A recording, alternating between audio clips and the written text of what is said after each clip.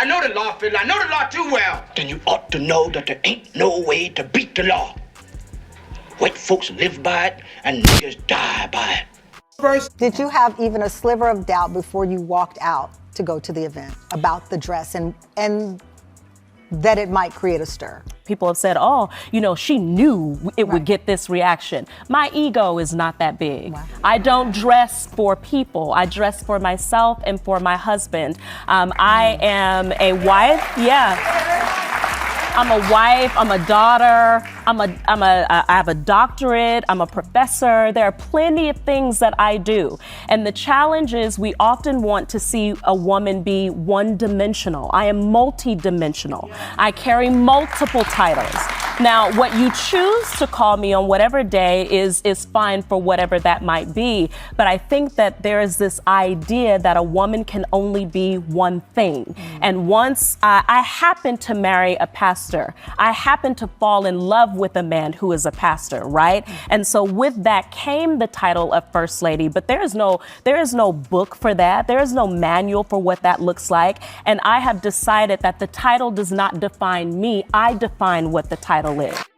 So I guess our objection to a man of the cloth presenting his wife in public looking like a $2 whore.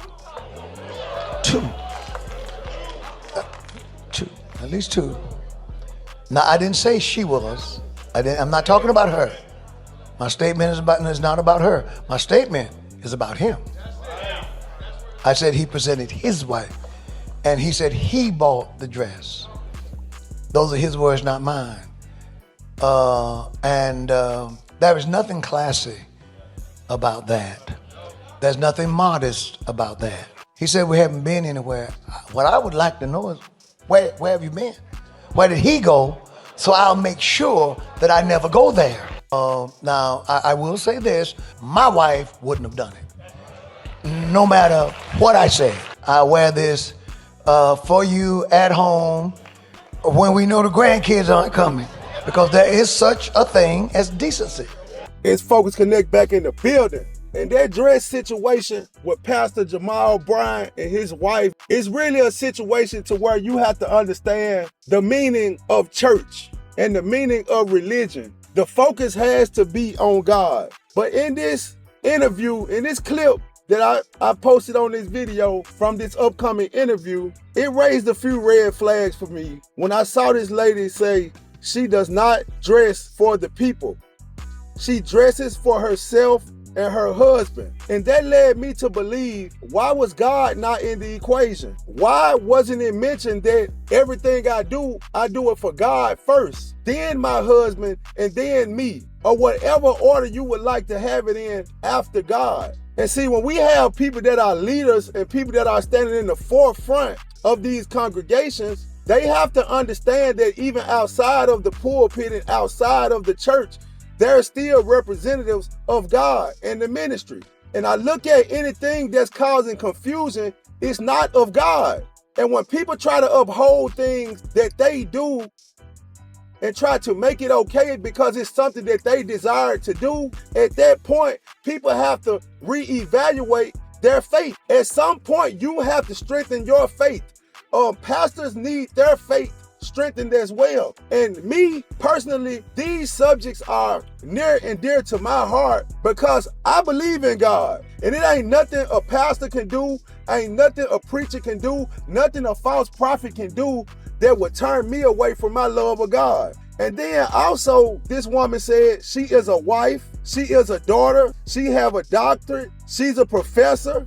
But why wasn't it mentioned that I'm a first lady? And hold that gift just as precious as you hold those degrees, as you hold all of those other worldly titles, because that first lady title holds a lot more precedence than all of those other titles that she mentioned. So who is really getting praised in this woman's life? And everything that people do, it can be corrected, but we have to have our hearts and our minds open to correct our flaws. None of us are perfect. And I'm praying for their family because they are in a position of leadership. They actually have people that are following them, and they actually have people that believe in them. So I wouldn't want to tear down no ministry. I want to build the kingdom and the ministry up because people actually need God. So the people that's out in the front that's representing God, you have to represent God in the most positive aspect that you possibly can.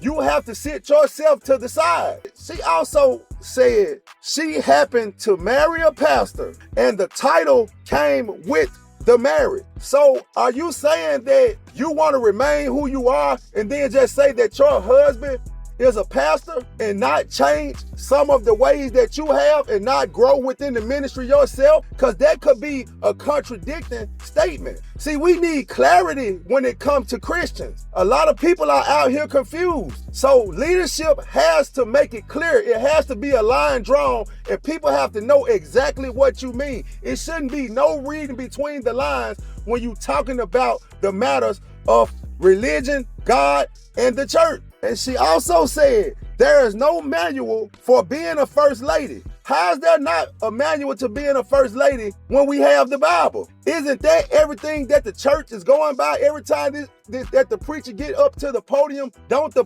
preacher open up the Bible and read from the Bible? Basic instructions before leaving earth. So we have to understand, we can't get caught in our personal feelings. We can't get caught up trying to defend our carnal nature. We can't defend our flesh because we have to transition to walking in the spirit, to being able to receive the spirit and even correct ourselves when we are wrong. Because no matter how that woman feels about wearing that dress, no matter how Pastor Jamal Bryant feels about her wearing that dress, they have to be aware of the confusion that is causing amongst their congregation, amongst people that are probably iffy on if they believe in God or if they want to follow behind Jesus and the teachings. So my first priority is I want us to pray for this family. I want us to understand that no man is perfect and all of us have flaws and all of us will come short of the glory of God. But at the end of the day, we got to be focused on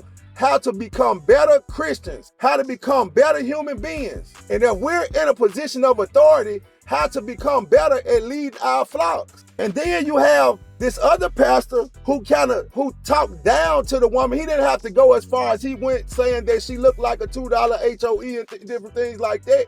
But I understand where he was coming from. And he said a powerful thing that I respect from a pastor's point of view. Even if he would have been okay with his wife wearing that dress, he have enough trust and faith in his wife's relationship with God and her spirituality that she wouldn't have done it based on her own convictions. So we have to take inventory of ourselves. We have to acknowledge that God is the head of our life, and if he's not, we have to figure out how to align ourselves to the point where he is the head of our life. And when people see us in the actions that we make, that they see God through our actions and the way we live. I'm out.